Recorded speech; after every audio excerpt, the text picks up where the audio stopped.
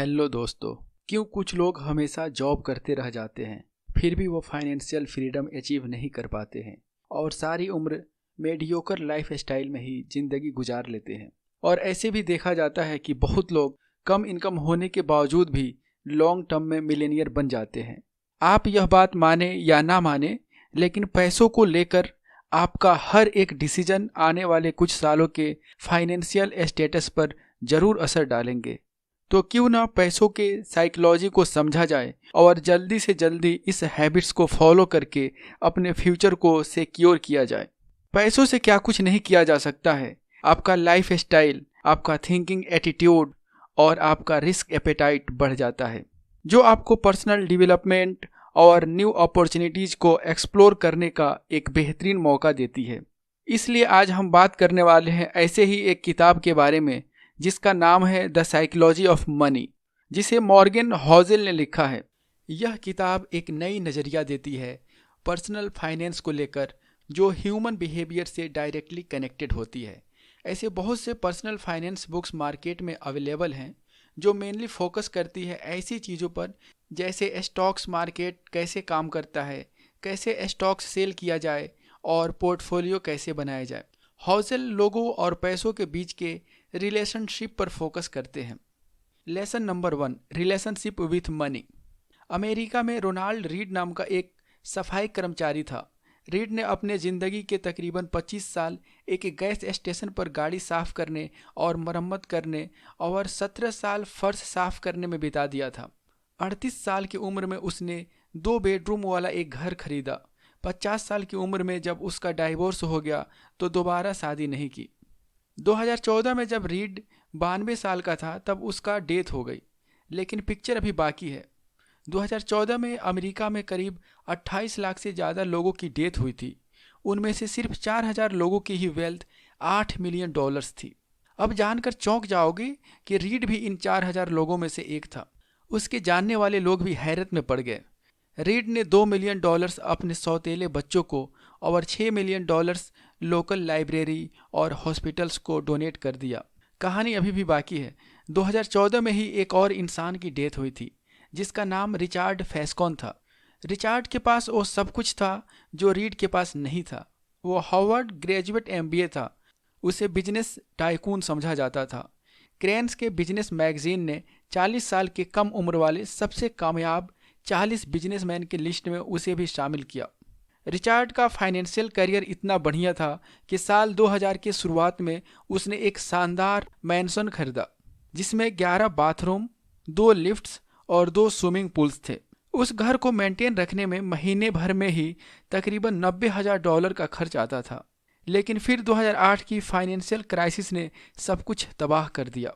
Richard bankrupt हो गया था। रीड नाम की एक मामूली क्लीनर की $8 मिलियन की वसीयत के पता लगने के ठीक 5 महीने पहले हार्वर्ड ग्रेजुएट MBA रिचार्ड का मैंसन नीलाम हो गया था। आखिरकार एक क्लीनर के पास इतनी दौलत कहाँ से आ गई? इसके पीछे कोई सीक्रेट नहीं था। उसे कोई लॉटरी नहीं लगी थी, बस पैसों की साइकोलॉजी थी। उसने अपनी थोड़ी थोड़ी इनकम सेव की, उसे ब्लू चिप स्टॉक्स में इन्वेस्ट करते गया। उसके छोटे छोटे सेविंग कंपाउंड होकर एक वक्त में $8 मिलियन बन गई। ये दोनों कहानियां हमें पैसों की साइकोलॉजी के बारे में बताती है। बुक्स की हर एक चैप्टर एक इंसान की पैसों को लेकर बिहेवियर और एटीट्यूड को रिफ्लेक्ट करता है। कुछ अच्छे बिहेवियर्स अच्छे रिजल्ट की गारंटी होते हैं, जबकि दूसरे बिहेवियर्स फेलियर की। इस बुक में मनी से रिलेटेड बहुत सारे लेसन पर बात की गई है। कुछ लेसन्स हमारे कुछ निश्चित व्यवहार के प्रति सजग बनाते हैं, दूसरे लेसन्स हमें लाभकारी आदतों को अपनाने के लिए एनकरेज करते हैं। और सबसे अच्छी बात यह है कि यह लेसन्स कोई भी अपने लाइफ में फॉलो कर सकता है। यह सिर्फ ज़्यादा इनकम वाले लोगों के लिए या बहुत बड़ी एजुकेशनल डिग्री वालों के लिए नहीं है। यह बुक आपका अपने पैसों के साथ रिलेशनशिप और एटीट्यूड को सुधारने का काम करेगी। यह मुश्किल नहीं है।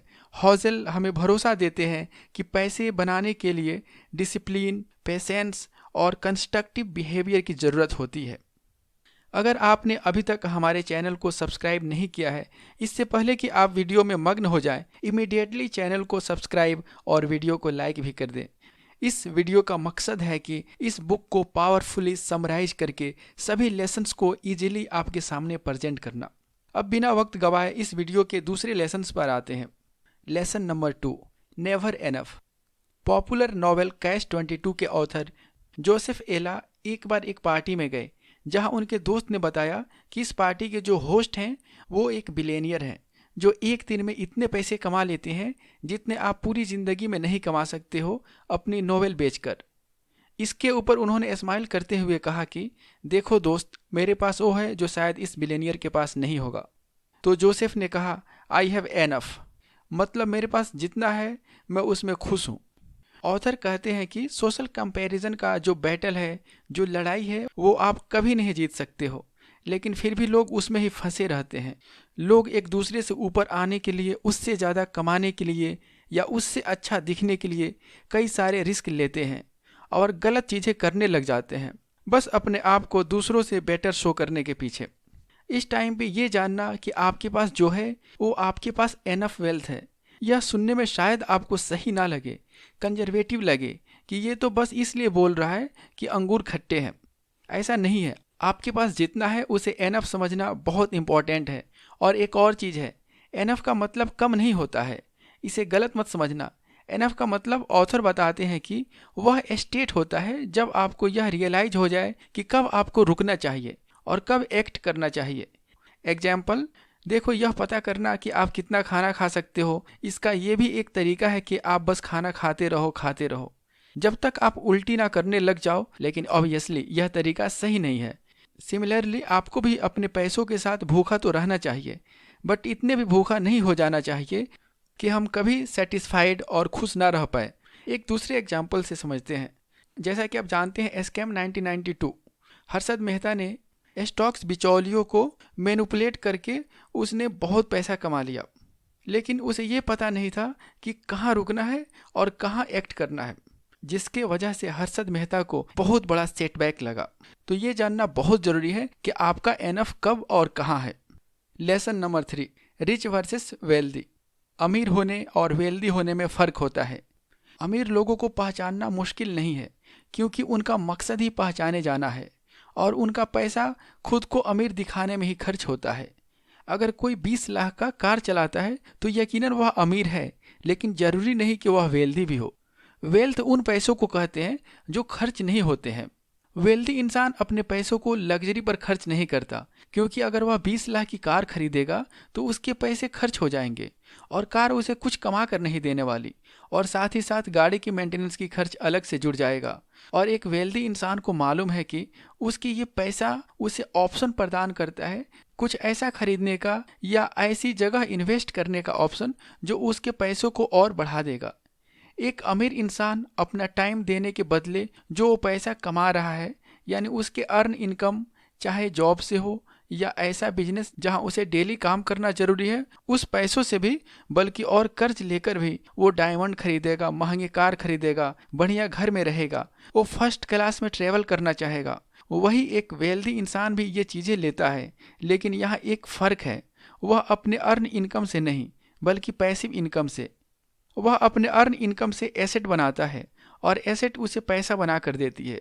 वो पैसा वह लग्जरी पर खर्च करता है। वह अपने अर्न इनकम से उन्हीं चीज़ों पर खर्च करता है जिनके बगैर उसका काम नहीं चल सकता है, जिसके बिना उसे मुश्किल आती है। रिचार्ड और रीड की स्टोरी में रिचार्ड के पास शानदार महल है, लेकिन वह कंगाल था। रीड के पास सिर्फ 2 कमरों का घर था, लेकिन उसकी नेटवर्थ $8 मिलियन थी, क्योंकि रिचार्ड रिच था और read wealthy. Lesson number 4, patience is important in all field. कोई भी चीज़ फ्री में नहीं आती, हर चीज़ की अपनी एक कीमत होती है। आप वॉच खरीदते हो तो उसकी एक सर्टेन कीमत अदा करते हो।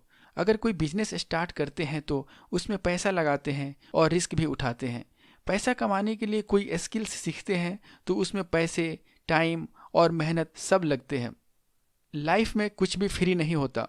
जिस मार्केट को देखकर आपको बहुत फैसिनेटिंग और फील होता है कि इसमें पैसे लगाने से पैसे कहीं नहीं जाते बल्कि ऊपर से रिटर्न भी मिल जाता है, उस मार्केट की भी अपनी कीमत है।